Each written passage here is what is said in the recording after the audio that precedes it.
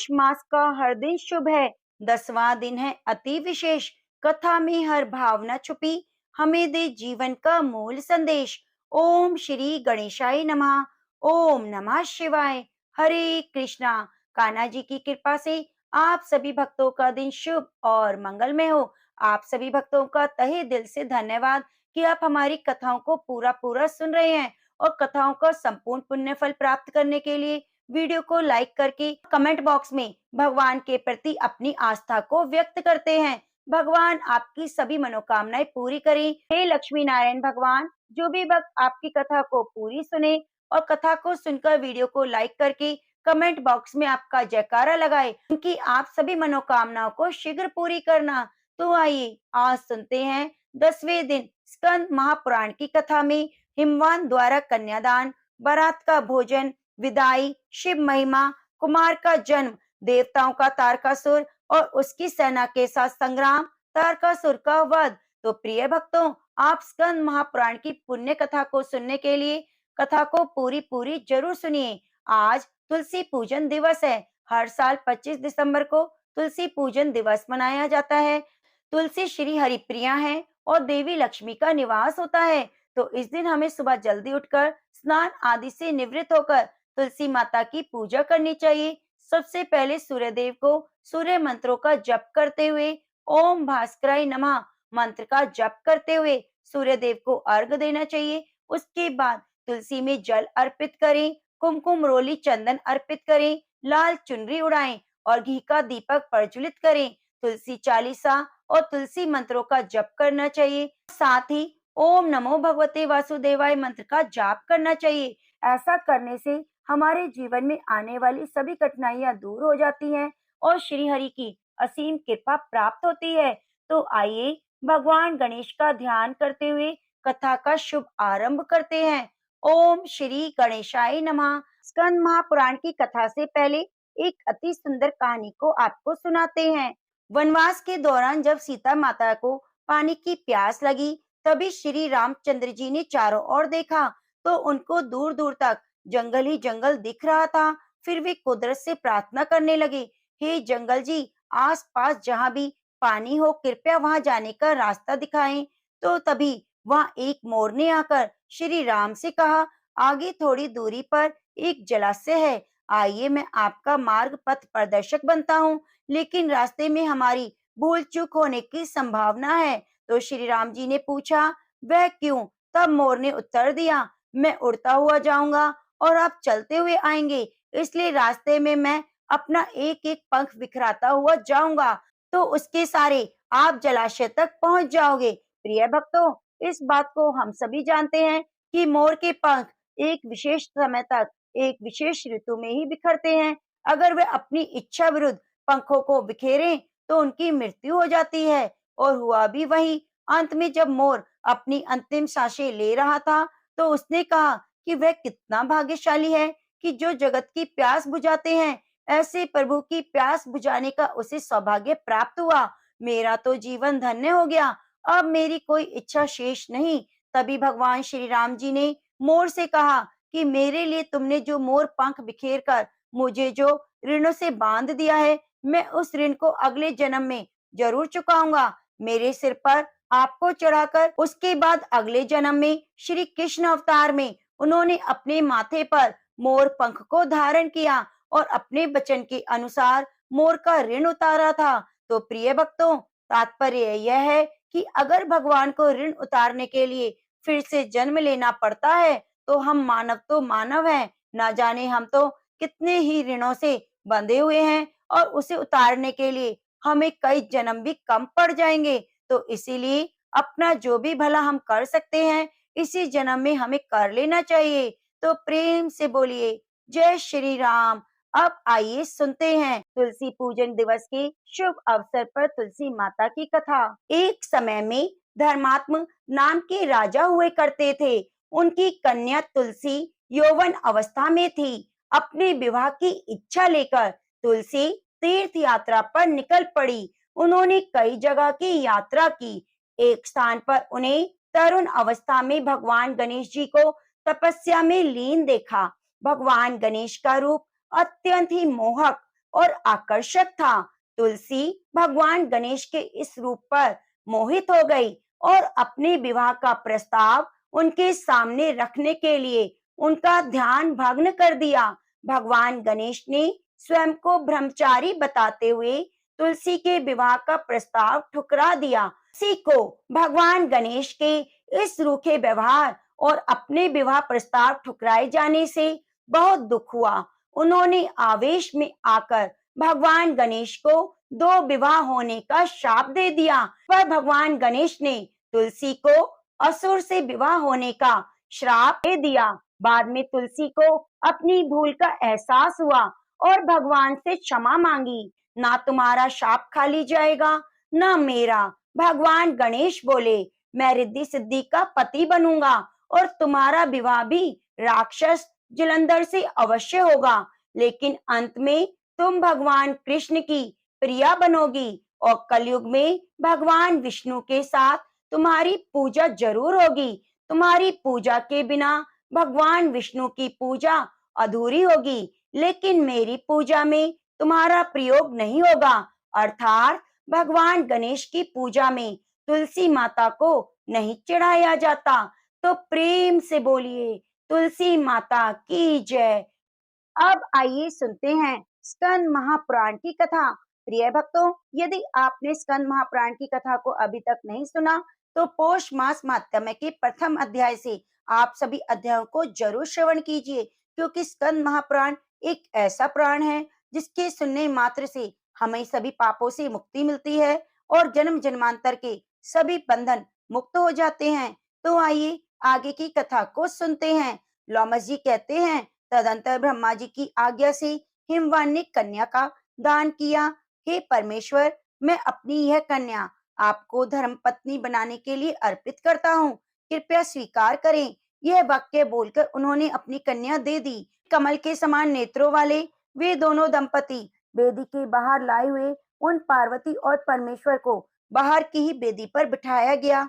जब होम का कार्य आरंभ हुआ, तब ब्रह्मा जी भगवान शिव के समीप ही ब्रह्म आसन पर विराजमान हो गए। हवन पूरा होने पर ब्राह्मण लोग शांति पाठ करने लगे। उस समय उनकी शोभा हो रही थी। उच्च स्वर से बोले जाने वाले वेद मंत्रों की ध्वनि से वहां की संपूर्ण दिशाएं गूंज उठी। उसके बाद देवांगनाओं ने महादेव जी की आरती उतारी और ऋषि पत्नियों ने उनका पूजन किया। गिरिराज हिमालय के घर की स्त्रियों ने भी वर की आरती उतारी। संगीतज्ञों में कुशल गंधर्व आदि ने अपने गीतों से और महर्षियों ने स्तुतियों द्वारा भगवान शिव को प्रसन्न किया। उदार चित्त वाले गिरिराज हिमालय ने अत्यंत संतुष्ट होकर ऋषि गंधर्व यक्ष वहां पधारे हुए अन्य लोगों को बहुत सी बहुमूल्य रत्न भेंट किए। इसके बाद ब्रह्मा विष्णु आदि देवेश्वर भगवान शिव को आगे करके भोजन में तत्पर हुए। हिमालय ने सबका सत्कार किया। उन सब ने एक साथ मिलकर और एक ही स्थान पर पंक्ति लगाकर लिंगी और शंगी के साथ भोजन किया। कोई कोई गण पंक्ति से अलग होकर भोजन कर रहे थे। उन्होंने अपने लिए पृथक पात्र बना रखा था। नंदी और वीरभद्र आदि महात्मा भगवान शिव के पीछे बैठकर भोजन कर रहे थे। इंद्र आदि देवता और ऋषि मुनियों ने भी भगवान महेश्वर के पास ही भोजन किया। चंडी के गणों ने भी वहां भोजन किया। बेताल, क्षेत्रपाल, कुष्मांड, भैरव, शाकिनी, डाकिनी, यक्षिनी, मातृका आदि 64 योगिनियां और अनन्य योगी जन भी वह भोजन में सम्मिलित थे। भगवान शिव की उन महात्मा गणों की संख्या 11 करोड़ थी। ऋषि और देवता आदि के विषय में तो मैंने पहले ही कह दिया है। इस प्रकार वे सब पराती खा पीकर संतुष्ट हुए। उन सबके चित्त में बड़ा हर्ष था। ब्रह्मा आदि सभी देवता विश्राम करने के लिए अपने अपने डेरों पर गए। इस तरह हिमवान ने बड़े विस्तार के साथ परम मंगलमय और अतिशय शोभामान वैवाहिक उत्सव संपन्न किया। अंतिम दिन हिमवान ने उत्साहपूर्ण हृदय से वस्त्र, आभूषण और भांति भांति की रत्न भेंट करके देवादिदेव भगवान शिव का पूजन किया। उसके बाद वे विष्णु भगवान के पूजन में संलग्न हुए। सुंदर सुंदर वस्त्रों और आभूषणों द्वारा उन्होंने लक्ष्मीपति विष्णु का पूजन किया। इसी प्रकार ब्रह्मा जी की, बृहस्पति जी और इंद्राणी सहित इंद्र की और अन्य लोकपालों की भी पृथक पृथक पूजा की। उसके बाद वस्त्र, आभूषणों और नाना प्रकार के रत्नों से चंडी देवी का भी पूजन किया। इसके अतिरिक्त जो लोग वहां पधारे थे, उन सबका हिमवान ने यथावत सत्कार किया। इस प्रकार उस समय हिमवान के द्वारा सब देवता, ऋषि, गंधर्व, यक्ष, किन्नर, सिद्ध, चारण, मनुष्य और अप्सरा, इन सबका भलीभांति सत्कार किया गया। इसके बाद भगवान विष्णु ने भी उसी तरह सब पर्वतों का सत्कार किया। विंध्याचल, मैनाक, गंधमादन, माल्यवान, मलय, महेंद्र, मद्राचल और मेरु, इन सबका श्रीहरि ने प्रयत्न पूर्वक पूजन किया। श्वेतकूट, श्वेतगिरी, नीलगिरी, उदयगिरी, श्रृंगाचल, अस्ताचल, मांसचल, कैलाश और लोकालोक पर्वत का भी पूजन ब्रह्मा जी ने किया। इस प्रकार सभी पर्वतों की वह पूजा की गई, साथ ही संपूर्ण पर्वतवासियों का भी पूजन किया गया। भगवान विष्णु ने ब्रह्मा जी के साथ सबका स्वागत सत्कार का कार्य समुचित रूप से संपन्न किया। दूसरे दिन बारात लौटी। हिमालय ने अपने बंधुओं के साथ गंधमादन पर्वत तक वर का अनुगमन किया। शिव और पार्वती दोनों महातेजस्वी दंपति हाथी पर आरूढ़ हो शोभा पा रहे थे। ब्रह्मा जी विमान पर और भगवान विष्णु गरुड़ पर बैठे थे। इंद्र ऐरावत पर और कुबेर पुष्पक विमान पर विराज रहे थे। पशुधारी वरुण मगर पर और यमराज भैंसे पर सवार थे। नक्षत्र प्रेत पर और अग्निदेव बकरे पर चढ़े थे। वायुदेव मृग पर और ईशान वृषभ पर चढ़े थे। इस प्रकार ये सब लोकपाल और ग्रह अपनी अपनी सेनाओं के साथ वर को घेरे हुए चल रहे थे। परमत आदि गण भी वर यात्रा में सम्मिलित थे, जिनके कन्यादान रूपी महादान से भगवान शंकर संतुष्ट हुए। वे गिरिराज हिमवान तीनों लोकों में विख्यात हो गए, जिनकी जिह्वा के अग्रभाग पर सदा भगवान शंकर की 2 अक्षरों वाली नाम शिव विराजमान रहता है। वे धन्य हैं, वे महात्मा पुरुष हैं और वे ही कृतकृत्य हैं। आज भी जिन्होंने शिव इस अविनाशी नाम का उच्चारण किया है, वे निश्चय ही मनुष्य रूप में रुद्र हैं, इसमें संशय नहीं। महादेव जी थोड़ा सा बिल्व पत्र पाकर भी सदा संतुष्ट रहते हैं। फूल और जल अर्पण करने से प्रसन्न हो जाते हैं। भगवान सदाशिव सबके लिए कल्याण स्वरूप है। ये पत्र, पुष्प और जल से ही संतुष्ट हो जाते हैं, इसलिए सबको इनकी पूजा करनी चाहिए। शिव जी इस जगत में मनुष्यों को महान सौभाग्य प्रदान करने वाले हैं। ये एक है, महान है, ज्योति स्वरूप है और जन्मा परमेश्वर है। महात्मा शिव कार्य और कारण सबसे परे हैं। वे व्यवधान शून्य, निर्गुण, निर्विकार, निर्वाद, निर्विकल्प, निरीह, निरंजन, नित्ययुक्त, निष्काम, निराधार और सदा नित्य मुक्त है। ऐसी महिमा वाले देवादिदेव विश्व बंधु भगवान शिव का सब देवताओं ने पूजन किया। शिव जी सर्वज्ञ हैं। वे स्तुति, ध्यान, पूजन और चिंतन करने पर सबको सदा सब कुछ देने वाले हैं। महादेव जी की आराधना से ही हिमवान उस समय सबसे श्रेष्ठ और सबसे महान, सद्गुणों से प्रसिद्ध, सर्वगुण संपन्न महात्मा विश्वेश्वरों के लिए भी वंदनीय और सभी पर्वतों में श्रेष्ठ हो गए। धर्मात्मा हिमालय जब मैना के साथ अपने स्थान को लौटे, तब उन्होंने सब पर्वतों को विदा किया। उधर भगवान शिव ने गंधमादन पर्वत के एकांत प्रदेश में अत्यंत सुंदर रूप धारण कर पार्वती देवी के साथ रमण करने का विचार किया। फिर वे महाप्रभु पार्वती के साथ महती रति क्रीड़ा में तत्पर हुए। उन दोनों का वहां वैश्वर तारंभ उस समय सब लोगों के लिए अनिष्ट कारक और अत्यंत अद्भुत और प्रलयकारी हुआ। वह महती संभोग लीला आरंभ होने पर भगवान शंकर के दूसरा वीर्य से समस्त चराचर जगत नष्ट होने लगा। यह देख ब्रह्मा जी और अध्यात्म ज्ञान को प्रकाशित करने वाले भगवान विष्णु ने अग्निदेव का स्मरण किया। मन से स्मरण करते ही अग्निदेव बड़ी उतावली के साथ तत्काल वहां आ पहुंचे। फिर उन दोनों की आज्ञा पाकर अग्नि ने केसर के समान कांति वाले हंस का रूप धारण करके शिव जी के भवन में प्रवेश किया और वहां आंगन में पहुंचकर बैठ गए और बोले, माँ, हाथी मेरा पात्र है, इसमें मुझे भिक्षा दो। तब माता पार्वती ने जात वेदा अग्नि को भिक्षा में दे दिया। अग्नि ने हाथ में भिक्षा लेकर उनकी आंखों के सामने ही उसे खा लिया। यह देख पार्वती जी कुपित हो उठी और अग्नि को शाप देते हुए बोली, अरे ओ भिक्षुक, मेरे शाप से तू शीघ्र ही सर्वभक्षी हो जाएगा तथा शंकर जी के इस वीर्य से तुझे सब और भारी पीड़ा प्राप्त होगी। तदंतर अग्निदेव ने लोक कल्याणकारी भगवान शंकर से कहा, प्रभु महादेव, अब मुझे क्या करना चाहिए? सुश्रेष्ठ, अब मुझे ऐसा उपाय बताएं जिससे मैं सभी सुखी रहूं और देवताओं का भविष्य बहन करता रहूं।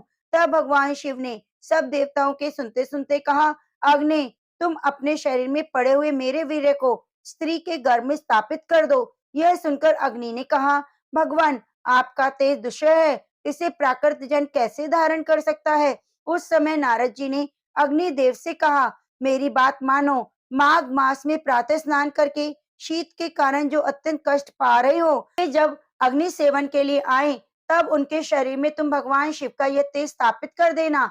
नारद जी की यह बात मानकर परम कांतिमान और महान प्रभावशाली अग्निदेव ब्रह्म मुहूर्त में बैठकर अपने प्रचंड तेज से प्रज्वलित हो उठे।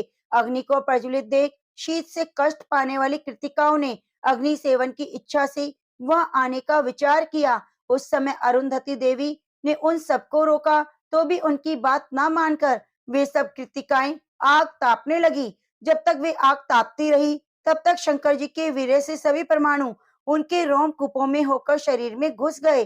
अब अग्निदेव उस वीर्य से मुक्त हो गए। फिर तो स्वयं ही उनका वह प्रज्वलित तेज शांत हो गया। उसके बाद कृतिकाएं गर्भवती होकर वहां से अपने घर लौटी। वहां उनके पति महर्षियों ने जब उन्हें शाप दिया, तो वे नक्षत्रों के रूप में आकाश में विचरने लगी। उसी समय उन सब ने भगवान शिव के उस वीर्य को हिमालय के शिखर पर छोड़ दिया। छोड़ने पर वह सहसा तपाए हुए सुवर्ण के समान चमक उठा। फिर वह गंगा जी में डाल दिया गया। गंगा जी में बहता हुआ वो तेजोमय वीर्य सरकंडों के समूह में घिर गया। वहां वह तेज 6 मुंह वाले बालक के रूप में परिणित हो गया। इसका पता लगने पर सभी देवताओं को बड़ी प्रसन्नता हुई। उसके बाद नारद जी ने आकर शिव और पार्वती से उस बालक के जन्म का समाचार कहा। शिव जी के अत्यंत सुंदर पुत्र का उत्पन्न हुआ है। यह समाचार सुनकर गंधमादन पर्वत पर निवास करने वाले सभी प्रमथ गणों का हृदय आनंद से भर गया। वह अनेकों पताकाएं फहराने लगे। बिल्व पत्र की बंदरवारी शोभा पाने लगी और भांति भांति के वितानों से पर्वत शोभा पाने लगा। महात्मा शंकर के पुत्र के जन्म से वह श्रेष्ठ पर्वत अत्यंत प्रकाशित हो रहा था। उस समय सब देवता, ऋषि, सिद्ध, चारण, यक्ष, गंधर्व, सर्प, अप्सराएं सबके सब गंगा जी के तट पर विराजमान और गंगा पुत्र को देखने के लिए वहां गए। पार्वती जी के साथ भगवान शंकर भी वृषभ पर आरूढ़ हो इंद्र आदि देवताओं को साथ ले स्थान पर चल दिए। देवता, सिद्ध, यक्ष, गंधर्व, विद्याधर, नाग सभी आनंद में मग्न थे।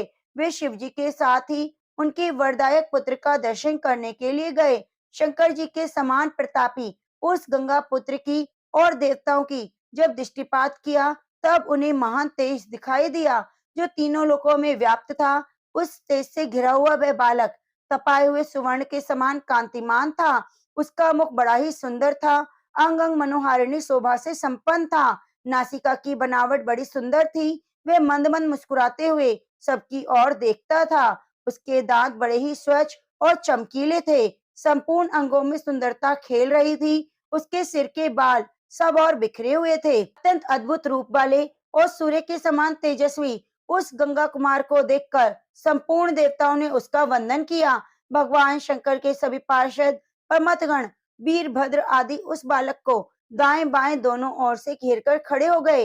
ब्रह्मा, विष्णु, देवताओं सहित इंद्र भी उस बालक के समीप आए। ऋषि, यक्ष और गंधर्व भी बालक को सब ओर से घेर कर पृथ्वी पर दंड की भांति पड़े रहे। कुछ लोग गर्दन झुकाए खड़े, कुछ लोगों ने मस्तक झुकाकर प्रणाम किया और दूसरों ने उन्हें अपना अविनाशी स्वामी मानकर नमस्कार किया। इस प्रकार वहां एक महान उत्सव छा गया। उसमें विचित्र विचित्र बाजे बजने लगे। अबुद्धे काल में ऋषि लोग शांति पाठ करने लगे। इतने में ही गिरजापति भगवान शंकर भी वहां आ पहुंचे और पार्वती जी के साथ शीघ्र ही वृषभ की पीठ पर उतरकर अपने पुत्र को देखा। देखते ही पार्वती जी वात्सल्य में मग्न हो गई। उनके स्तनों से दूध बहने लगा। वे बड़े वेग से आगे बढ़ी और कुमार को छाती से लगाकर अपने बहते हुए स्तन का दूध पिलाने लगी। उस समय संपूर्ण देवों और देवांगनाओं में आनंद मग्न होकर पार्वती जी की आरती उतारी। जय जयकार महान शब्द से आकाश मंडल गूंज पड़ा। ऋषि मुनि वेद मंत्रों का उच्चारण करके, गायकों ने गीत गाकर और बजाने वालों ने बाजे बजाकर कुमार का अभिनंदन किया। पुत्रवानों ने श्रेष्ठ भगवान शंकर भी महान तेजस्वी कुमार को अपनी गोद में बिठाकर अत्यंत शोभित हुए। लोमस जी कहते हैं, कुमार को अंक में लेकर जगदीश्वर रुद्र ने इंद्र आदि देवताओं से कहा, देवगण, यह बालक बड़ा प्रतापी है।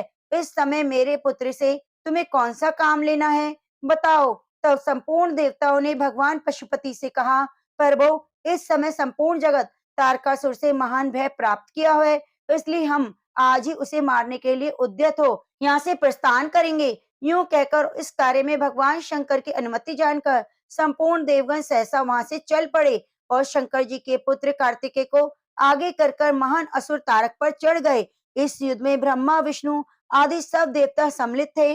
देवता लोग युद्ध के लिए प्रयत्नशील हैं। यह सुनकर महाबली तारकासुर भी बड़ी भारी सेना के साथ देवताओं से लोहा लेने के लिए चल दिया। देवताओं ने वहां आती हुई तारकासुर की बड़ी भारी सेना को देखा। उस समय आकाशवाणी हुई, देवगण तुम शंकर जी के पुत्र को आगे करके युद्ध के लिए उद्यत हो जाओ। संग्राम में दैत्यों को जीतकर निश्चय ही विजयी होगे।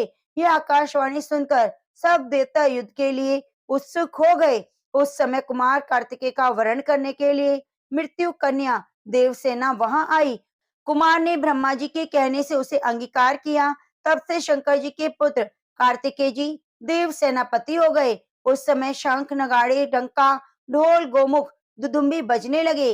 देवराज इंद्र कुमार कार्तिकेय को हाथी पर बिठाकर आगे आगे चलने लगे। उनके साथ देवताओं को बड़ी भारी सेना थी और लोकपालों ने भी उन्हें सब ओर से घेर रखा था। उस समय दुदुम्बी भेरी और तुर्रे आदि बजने लगे।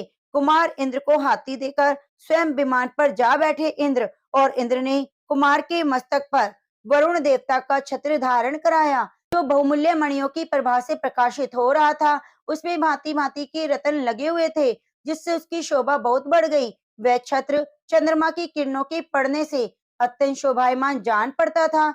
उस समय युद्ध की इच्छा रखने वाले इंद्र आदि संपूर्ण महाबली देवता अपनी सेना के साथ युद्ध में सम्मिलित हो गए। अपने गणों के साथ धर्मराज भी वहां उपस्थित थे। मरुद गणों के साथ वायु, जल जंतुओं के साथ वरुण, गुहाकों से घिरे हुए कुबेर, पर्वत गणों के साथ ईशान और व्याधियों के साथ निर्नृत्य युद्ध के लिए आए थे। तो इस प्रकार आठों लोकपाल युद्ध की इच्छा से मिलकर तारकासुर को मारने के लिए विचार करते थे। विश्वबंद शिवपुत्र सेनापति कार्तिकेय आत्मज्ञों में श्रेष्ठ थे। उन्हें आगे करके सब देवता पृथ्वी पर उतरे और गंगा यमुना के बीच अंतर्वेदी में आकर खड़े हो गए। तारकासुर के अनुचर भी पाताल से वहीं आ गए और देवताओं का वध करने के लिए अपनी सेना के साथ युद्ध स्थल में विचरने लगे। तारकासुर भी विमान पर बैठकर वहां आया और उस विमान में उसकी शोभा हो रही थी। वह असुर बड़ा तेजस्वी था। उसके मस्तक पर छत्र तना हुआ था। सब और चवन ढुलाए जा रहे थे। दैत्यराज तारक बड़ी शोभा पा रहा था। इस प्रकार देवता और दैत्य अंतर्वेदी में आकर बड़ी भारी सेना के साथ खड़े थे। उन्होंने अपने सैनिकों में पृथक पृथक व्यू बना रखे थे। हाथी घोड़े विचित्र विचित्र रथ भी व्यू के आकार में खड़े थे। बहुत से पैदल योद्धा शक्ति शूल फरसा तलवार तोमर तीर पाश मुदगर पट्टिश आदि शस्त्रों से सुसज्जित थे। देवता और दैत्यों के वे दोनों सेनाएं एक दूसरे की अपेक्षा करके सज धज कर शोभा पा रही थी। उस समय देवताओं ने दैत्यों को मार डालने का विचार किया। उसके बाद दोनों सेनाएं मेघ के समान गंभीर स्वर में गर्जना करने लगी। महाबली देवता और असुर एक दूसरे से भिड़ गए। उनमें घमासान युद्ध होने लगा। बाणों की बौछार से वहां का सारा मैदान रुंड मुंडों से भर गया। कितने ही धड़ बिना मस्तक के नाच रहे थे। रक्त की नदियां बह चली। वह युद्ध बड़ा भयंकर हो रहा था। थोड़ी ही देर में देवताओं और दैनवों का संहार करने वाले वह युद्ध द्वंद्व युद्ध के रूप में परिणित हो गया। वायुदेव के साथ धनु कुमार युद्ध करने लगे। जंब के साथ स्वयं यमराज भिड़ गए। बल के साथ वरुण और पद्म के साथ कुबेर युद्ध करने लगे। हनु नेतृत्व के साथ लोहा लेने लगे। मेघाव ईशान के साथ और तारकासुर इंद्र के साथ भिड़ गया। यक्ष पिशाच नाग पक्षी पित्तर व्याधि ज्वर सन्निपात भूत प्रमथ और गुहाक गण भी अनेक प्रकार के अस्त्रों से युद्ध में संलग्न हो गए। सबके सब दृढ़ निश्चय करके द्वंद्व युद्ध में तत्पर थे। कभी एक दूसरे पर विजय पा लेते और कभी परस्पर विजय पाने के लिए अत्यंत कठिन हो जाते। विजय की इच्छा रखने वाले देवता और दानव जब इस प्रकार घमासान युद्ध कर रहे थे उस समय देवता लोग दावानल से दग्ध हुए बड़े बड़े वृक्षों की भांति उस युद्ध स्थल में गिरने लगे। गिरकर नष्ट होते हुए देवताओं की लाशों से उस समय सारी पृथ्वी अत्यंत भयानक प्रतीत होती थी। तारकासुर ने अपनी बड़ी भारी शक्ति चलाकर देवराज इंद्र को घायल कर दिया और वे तुरंत ही ऐरावत हाथी से पृथ्वी पर गिर पड़े और मूर्छित हो गए। इसी प्रकार अन्य लोकपाल भी महाबली असुरों से पराजित हुए। उस रणभूमि में युद्ध विद्या विशारद कितने ही देवताओं को हार खानी पड़ी, कितने ही युद्ध छोड़कर भाग खड़े हुए। इस प्रकार देव सेना को तहस नहस होती देख महा तेजस्वी राजा मुचुकुंद तारकासुर से युद्ध करने लगे। इंद्र बहुतेरे असुरों से घिरे हुए पृथ्वी पर पड़े थे। उन्हें छोड़कर तारकासुर मुचुकुंद के साथ भिड़ गया। इस प्रकार मुचुकुंद और तारकासुर में बड़ा भारी युद्ध हुआ। मुचुकुंद बड़े बलवान थे। उन्होंने तलवार से तारकासुर पर जो ही प्रहार किया, तो ही तारकासुर की शक्ति से आहत होकर वे भी रणभूमि पर गिर पड़े। गिरने पर भी वे तत्काल उठ खड़े हो गए और तारकासुर को मारने के लिए ब्रह्मास्त्र उठाया। तब नारद जी ने कहा, राजन, तारकासुर मनुष्य के हाथ से नहीं मारा जाएगा, अतः इसके ऊपर इस महान अस्त्र का प्रयोग ना करें। भगवान शिव के पुत्र कुमार कार्तिकेय ही तारकासुर को मारने में समर्थ हैं, अतः तुम सब लोग शांत रहो। नारद जी की बात सुनकर सब देवता मुचुकुंद के साथ शांत हो गए। तब वीरभद्र ने त्रिशूल से मारकर तारकासुर को भारी आघात पहुंचाया।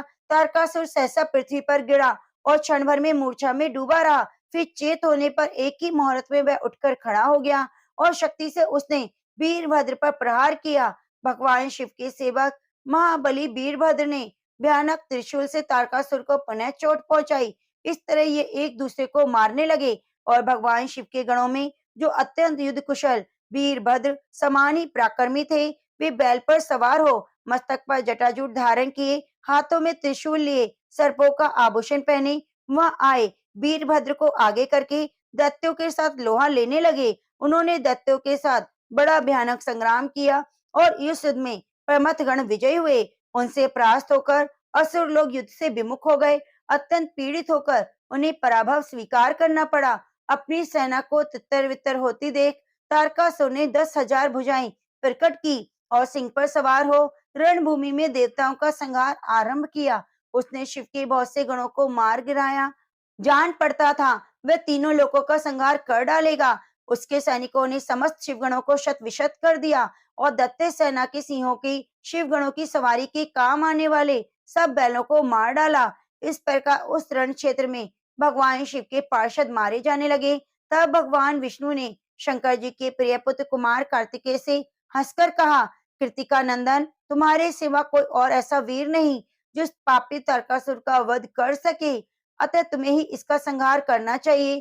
कार्तिकेय जी बोले, भगवान, ये कौन अपने हैं और कौन पराए, इसका मुझे ज्ञान नहीं। यह सुनकर देवर्षि नारद ने कहा, माँ बाहो, तुम भगवान शंकर के अंश से उत्पन्न हो, कुमार हो, इस जगत के रक्षक और स्वामी हो। देवताओं को सबसे बढ़कर सहारा देने वाले भी इस समय तुम ही हो। वीरवर तारकासुर ने पहले बड़ी उग्र तपस्या की थी, उसी के प्रभाव से उसने देवताओं पर विजय पाई है, स्वर्ग लोक को जीत लिया है और अजेयता प्राप्त कर ली है। उस दुरात्मा ने इंद्र और लोकपालों को भी परास्त किया है और तीनों लोग अपने अधिकार में कर लिए हैं। वे धर्मात्माओं को सताने वाला है, अतः तुम्हें उसका वध अवश्य करना चाहिए।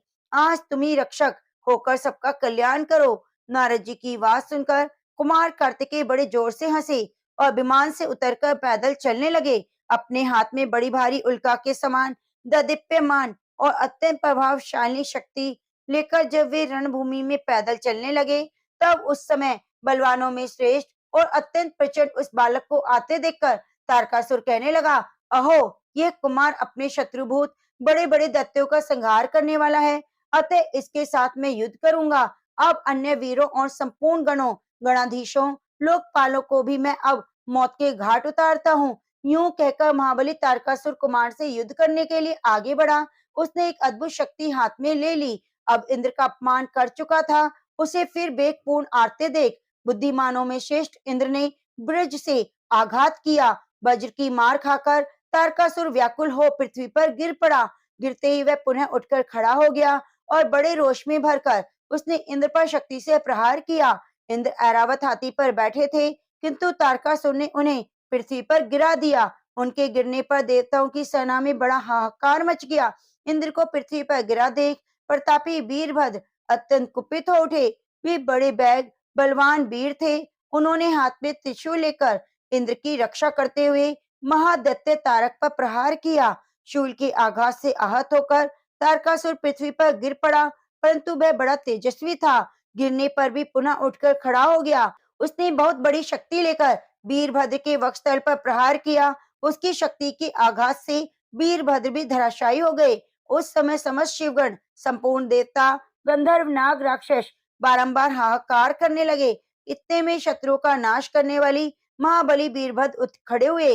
उन्होंने एक चमकते हुए त्रिशूल से तारकासुर को मार डालने का विचार किया। उस समय कुमार कार्तिकेय ने उन्हें मना करते हुए कहा, महामते, तुम इसका वध ना करो। उन्होंने इस रणभूमि में जब सिंहनाद किया, तब आकाश में खड़े हुए देवता जय जयकार करने लगे। वीरवर कार्तिकेय एक बहुत बड़ी शक्ति लेकर उसके द्वारा तारकासुर को मार डालने के लिए उद्यत हुए। तारकासुर और कुमार कार्तिकेय में बड़ा विकट और सब प्राणियों के लिए भयंकर अत्यंत दुष्कर संग्राम हुआ। दोनों वीर हाथों में शक्ति लेकर एक दूसरे से जूझ रहे थे। वे शक्ति से विपक्षी की शक्ति पर चोट करते, दोनों को उत्साह पूर्वक युद्ध करते देख देवता, गंधर्व आदि आपस में कहने लगे, पता नहीं इस युद्ध में किसकी विजय होगी। इसी समय आकाशवाणी हुई, देवताओं, आज कुमार कार्तिकेय तारकासुर को अवश्य मार डालेंगे। तुम सब लोग चिंता ना करो, सुख पूर्वक स्वर्गलोक में स्थित रहो। आकाश में प्रकट हुई इस देवी वाणी को प्रमथ गणों से घिरे हुए कुमार कार्तिकेय ने भी सुना। सुनकर उस भयानक दैत्य को मार डालने का निश्चय किया। अतिशय बलवान महाबाहु कुमार ने तारकासुर की छाती में शक्ति से प्रहार किया, परंतु दैत्यराज तारक ने उस प्रहार की कोई परवाह न करके स्वयं ही क्रोध में भरकर अपनी शक्ति से कुमार पर आघात किया। उस प्रकार से शंकर नंदन कार्तिकेय मूर्छित हो गए। जब पुनः वे सचेत हुए तो महर्षिगण उनकी स्तुति करने लगे। तब मतवाला सिंह जैसे हाथी पर झपटता है, उसी प्रकार प्रतापी कुमार ने तारकासुर पर गहरा प्रहार किया। उस समय वायु की गति कुंठित हो गई, सूर्य का प्रकाश मंद पड़ गया, पर्वतों और वनों सहित समूची पृथ्वी डगमगाने लगी। हिमालय, मेरु, श्वेतकूट, महाशैल, मैनाक, विंध्याचल, कैलाश, मंदराचल, गंधमादन, उदयाचल जैसे पर्वत और भी बहुत महा तेजस्वी पर्वत कुमार की सर्वथा कुशल चाहते हुए स्नेह से व्याकुल हो उठे। पार्वती नंदन कुमार ने सब पर्वतों को भयभीत देख उन्हें धीरज बंधाते हुए कहा, महाभाग पर्वतगण, आप लोग खेद और चिंता ना करें। आज मैं यहाँ आपके सामने ही इस महापापी दैत्य का वध करता हूँ। इस प्रकार पर्वतों को और देवताओं को भी आश्वासन देकर शंकर जी के प्रिय पुत्र कुमार कार्तिकेय ने मन ही मन अपने पिता और माता को प्रणाम किया और फिर हाथ में शक्ति ले उन दैत्यराज तारक पर बड़े वेग से प्रहार किया। शक्ति का आघात होते ही असुरों का स्वामी तारकासुर सहसा धराशायी हो गया। वज्र के मारे हुए पर्वत की भांति उसका अंग चूर चूर हो गया। कुमार कार्तिकेय द्वारा तारकासुर बलपूर्वक मार दिया गया। यह देवता, ऋषि, गुहाकों, पक्षियों, किन्नरों, चारणों, सिद्धों, अप्सराओं ने अपनी आंखों से देखा। देखकर बड़ा हर्ष हुआ। सब मिलकर कुमार कार्तिकेय की स्तुति करने लगे। यह घटना देख सुनकर तीनों लोकों के निवासी सहसा आश्चर्यचकित हो उठे। सबके सब आनंद मग्न हो गए। भगवान शंकर और सती पार्वती भी बड़ी प्रसन्नता के साथ वहां आए और अपने पुत्र को गोद में बिठाकर पूर्ण संतोष प्राप्त किया। उस समय देवताओं ने भगवान शिव और पार्वती की आरती उतारी। उसके बाद अपने पुत्रों मेरु आदि पर्वतों से घिरे हुए गिरिराज हिमालय भी वहां आए और कुमार का स्तवन करने लगे। इसके बाद इंद्र आदि देवताओं ने ऋषियों के साथ गीत और वाद्य की ध्वनि करते हुए वेद मंत्रों का उच्चारण किया। यह कुमार विजय नामक चरित्र अत्यंत अद्भुत है। इसमें कुमार के पराक्रम और महात्म्य का वर्णन है। उनका यह उदार चरित्र अत्यंत प्राचीन और परमानंददायक है। मनुष्यों को मनवांछित वस्तु प्रदान करने वाला है। जो महात्म कुमार के इस तारक वध का चरित्र का पाठ करता है, श्रवण करता है, सभी पातकों का नाश हो जाता है। तो प्रेम से बोलिए कार्तिकेय भगवान की जय। ओम श्री उमा महेश्वराय नमः। प्रिय भक्तों, आगे के अध्याय में सुनेंगे यमराज के द्वारा भगवान शिव की स्तुति, शिव के द्वारा यमराज को आत्मज्ञान का उपदेश, कार्तिकेय की स्तुति और उनके द्वारा पर्वतों का वरदान, महाराज श्वेत का चरित्र। तो प्रिय भक्तों, आप स्कंद महापुराण की कथा को सुनने के लिए हमारे चैनल को सब्सक्राइब करके बगल में बनी घंटी को दबा लीजिए और कृपया कमेंट बॉक्स में ओम नमः शिवाय, लक्ष्मी नारायण भगवान की जय जरूर जरूर लिखिए। अब आइए सुनते हैं लप्सी तप्सी की कथा। कहते हैं कि लप्सी तप्सी की कथा हमें हर कथा कहानी में जरूर सुननी चाहिए। एक लप्सी था, एक तपसी था। तपसी हमेशा भगवान की तपस्या में लीन रहता। लप्सी रोजाना सवा सेर की लापसी बनाकर भगवान का भोग लगाकर जीम लेता था। एक दिन दोनों लड़ने लगे।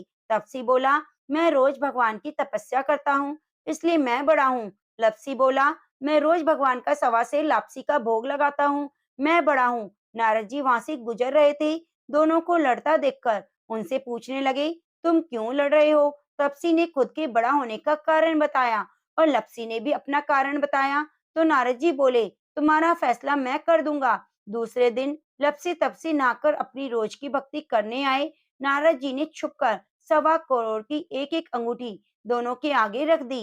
तपसी की नजर जब अंगूठी पर पड़ी तो उसने चुपचाप अंगूठी उठाकर अपने नीचे दबा ली। लपसी की नजर अंगूठी पर पड़ी, लेकिन उसने ध्यान नहीं दिया। भगवान को भोग लगाकर लापसी खाने बैठ गया। नारद जी सामने आए तो दोनों ने पूछा कि बताओ कौन बड़ा?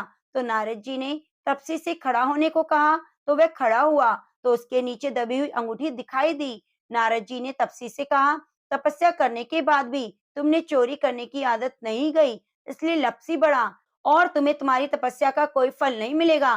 तपसी शर्मिंदा होकर माफी मांगने लगा।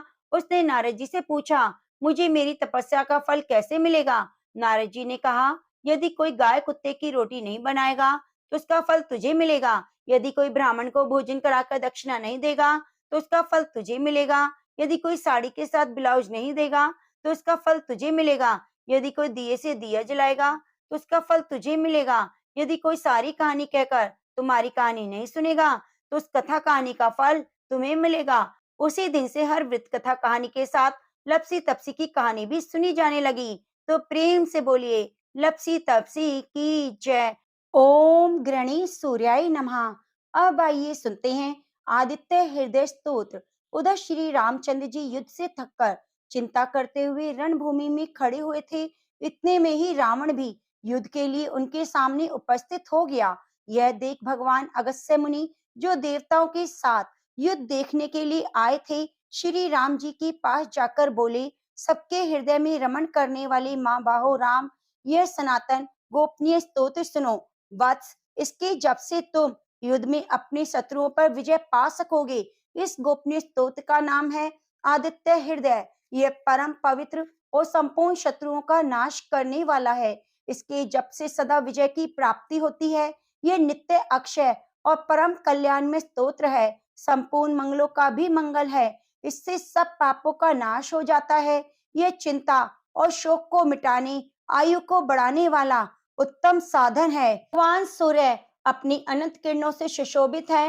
ये नित्य उदय होने वाले देवता और असुरों से नमस्कृत विश्ववान नाम से प्रसिद्ध प्रभा का विस्तार करने वाले और संसार के स्वामी हैं। तुम इनका रश्मते नमः, समुद्यते नमः, देवासुर नमस्कृताय नमः, विश्वते नमः, भास्कराय नमः, भुवनेश्वराय नमः इन नाम मंत्रों के द्वारा पूजन करो। संपूर्ण देवता इन्हीं के स्वरूप है। ये तेज की राशि और अपनी किरणों से जगत को सत्ता और स्फूर्ति प्रदान करने वाले हैं। ये ही अपनी रश्मियों का प्रसार करके देवता और असुरों सहित संपूर्ण लोकों को पालन करते हैं। यही ब्रह्मा विष्णु शिव स्कंद प्रजापति इंद्र कुबेर काल यम चंद्रमा वरुण पितर वसु साध्य अश्विन कुमार मरुदंड मनु वायु अग्नि प्रजा प्राण ऋतुओं को प्रकट करने वाले और प्रभा के पुंज हैं। इन्हीं के नाम आदित्य, अदिति पुत्र, सविता, जगत को उत्पन्न करने वाले, सूर्य सर्वव्यापक, खग आकाश में विचरने वाले, पूषा पोषण करने वाले, गवस्तिमान प्रकाशमान, सुवर्ण सदृश, भानु प्रकाशक, हिरण्य रेता, ब्रह्मांड की उत्पत्ति के बीज, दिवाकर रात्रि का अंधकार दूर करके दिन का प्रकाश फैलाने वाले, हरिदश्व दिशाओं में व्यापक और हरे रंग के घोड़े वाले, सहस्त्राक्ष हजारों किरणों से सुशोभित, सप्त सप्ती 7 घोड़ों वाले, मरीचिमान किरणों से सुशोभित, तिमिरो मंथन अंधकार का नाश करने वाले, शंभु कल्याण की उद्गम स्थान, त्वष्टा भक्तों का दुख दूर करने वाले, जगत का संहार करने वाले, मार्तंडक ब्रह्मांड को जीवन प्रदान करने वाले, अंशुमान किरण धारण करने वाले, हिरण्यगर्भ ब्रह्मा शिशिर स्वभाव से ही सुख देने वाले, तपन गर्मी पैदा करने वाले, अहस्कर दिनकर रवि सबकी स्तुति के पात्र, अग्निगर्भ अग्नि को गर्भ में धारण करने वाले,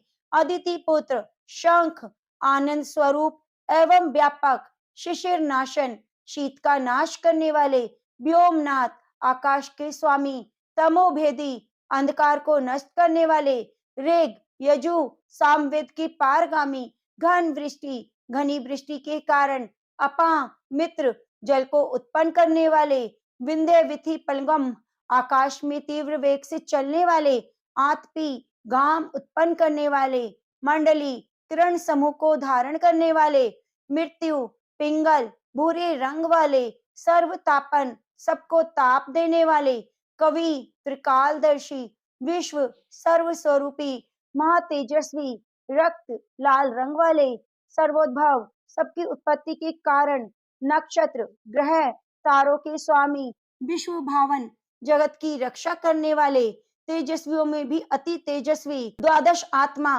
12 स्वरूपों में अभिव्यक्त, इन सभी नामों से प्रसिद्ध सूर्यदेव आपको नमस्कार है।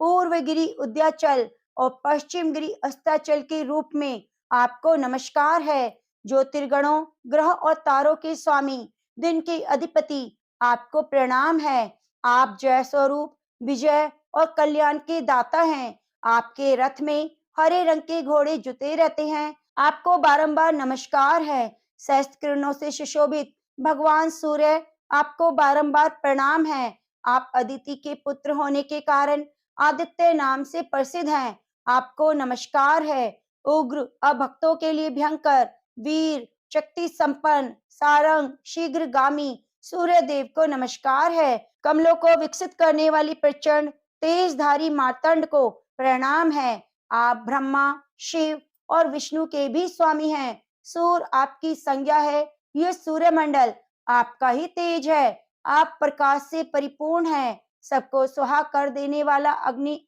आप ही का स्वरूप है। आप रौद्र रूप धारण करने वाले हैं। आपको नमस्कार है। आप अज्ञान और अंधकार के नाशक, जड़ता और शीत के निवारक, शत्रु का नाश करने वाले हैं। आपका स्वरूप आप प्रमेय है। आप कृतघ्नों का नाश करने वाले, संपूर्ण ज्योतियों के स्वामी और देव स्वरूप हैं। आपको नमस्कार है। आपकी प्रभा तपाए हुए सुवर्ण के समान है। आप हरि, अज्ञान का हरण करने वाले, विश्वकर्मा, संसार की सृष्टि करने वाले, तम के नाशक, प्रकाश स्वरूप और जगत के साक्षी हैं। आपको नमस्कार है। रघुनंदन, ये भगवान सूर्य ही संपूर्ण भूतों का संहार, सृष्टि और पालन करते हैं। यही अपनी किरणों से गर्मी पहुंचाते हैं, वर्षा करते हैं। ये सब भूतों में अंतर्यामी रूप से स्थिर होकर उनके सो जाने पर भी जागते रहते हैं। यही अग्निहोत्र और अग्निहोत्री पुरुषों को मिलने वाले फल हैं। यज्ञ में भाग ग्रहण करने वाले देवता, यज्ञों में भी फल के यही हैं। संपूर्ण लोकों में जितनी क्रियाएं होती हैं, उन सबका फल देने में यही पूर्ण समर्थ है। राघव, विपत्ति में, कष्ट में, दुर्गम मार्ग में, किसी भय के अवसर पर जो कोई पुरुष इन सूर्यदेव का कीर्तन करता है, उसे दुख नहीं भोगना पड़ता। इसलिए तुम एकाग्रचित्त होकर इस देवादिदेव जगदीश्वर की पूजा करो। आदित्य हृदय स्तोत्र का 3 बार जप करने से कोई भी युद्ध में विजय प्राप्त कर सकता है। माँ बाहो, इसी क्षण रावण का वध कर सकोगे। यह कहकर अगस्त्य जी जैसे आए थे उसी प्रकार चले गए। उनका उपदेश सुनकर महातेजस्वी श्री राम जी का शोक दूर हुआ। उन्होंने प्रसन्न होकर शुद्ध चित्त से आदित्य हृदय को धारण किया और 3 बार आचमन करके शुद्ध हो भगवान सूर्य की ओर देखते हुए 3 बार जप किया। इससे उन्हें बड़ा हर्ष हुआ। फिर परम पराक्रमी रघुनाथ जी ने धनुष उठाकर रावण की ओर देखा। उत्साह पूर्वक विजय पाने के लिए वे आगे बढ़े। उन्होंने पूरा प्रयत्न करके रावण के वध का निश्चय किया। इस समय देवताओं के मध्य में खड़े हुए भगवान सूर्य ने प्रसन्न होकर श्री राम जी की ओर देखा। निशाच राज रावण के विनाश का समय निकट जानकर हर्ष पूर्वक कहा, रघुनंदन अब जल्दी करो। प्रेम से बोलिए सूर्य भगवान की जय।